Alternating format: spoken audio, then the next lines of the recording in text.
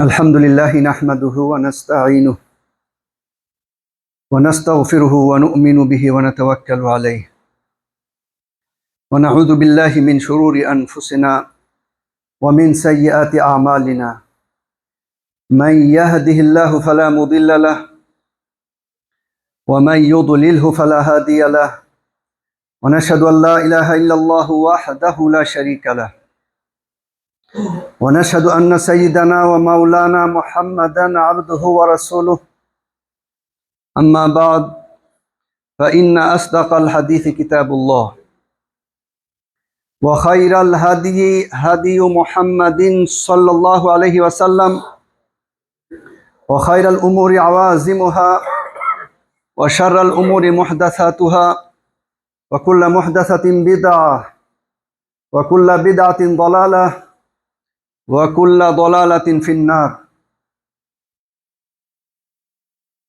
عن أنس رضي الله تعالى عنه قال قال رسول الله صلى الله عليه وسلم من آذى مسلما فقد آذاني ومن آذاني فقد آذى الله.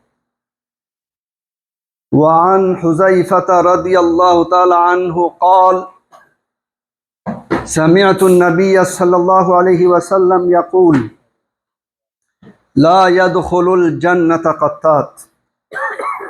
وقال الله عز وجل يا أيها الذين آمنوا لا يسخر قوم من قوم عسى أن يكونوا خيرا منهم ولا نساء من نساء عسى أن يكون خيرا منهن ولا تلمزوا أنفسكم ولا تنابزوا بالألقاب بئس الاسم الفسوق بعد الإيمان ومن لم يتوب فأولئك هم الظالمون.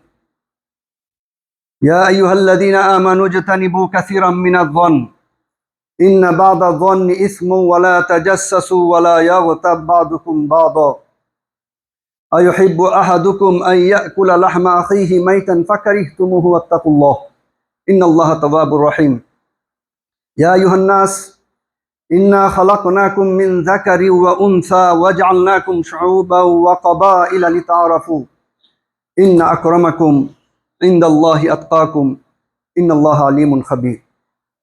أقول قولي هذا وأستغفر الله لي ولكم ولسائر المؤمنين والمؤمنات والمسلمين والمسلمات فاستغفروه إنه هو الغفور الرحيم.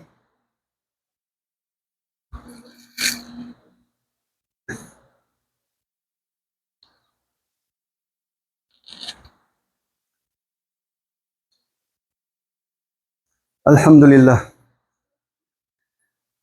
لله نحمده ونستعينه ونستغفره ونؤمن به ونتوكل عليه ونعوذ بالله من شرور أنفسنا ومن سيئات أعمالنا من يهده الله فلا مضل له ومن يضلله فلا هادي له ونشهد أن لا إله إلا الله وحده لا شريك له ونشهد أن سيدنا ومولانا محمدا عبده ورسوله أرسله بالحق بشيرا ونذيرا بين يدي الساعة من يطع الله ورسوله فقد رشد ومن يعصهما فإنه لا يضر إلا نفسه ولا يضر الله شيئا.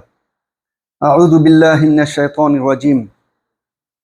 إن الله وملائكته يصلون على النبي يا أيها الذين آمنوا صلوا عليه وسلموا تسليما.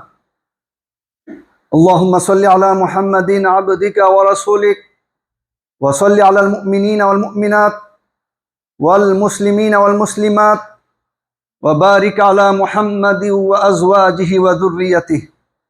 قال النبي صلى الله عليه وسلم أرحم أمتي بأمتي أبو بكر وأشدهم في أمر الله عمر وأصدقهم حياء عثمان وأقضاهم علي وفاطمة السيدة نساء أهل الجنة والحسن والحسين سيدا شباب أهل الجنة وحمزة أسد الله وأسد رسوله.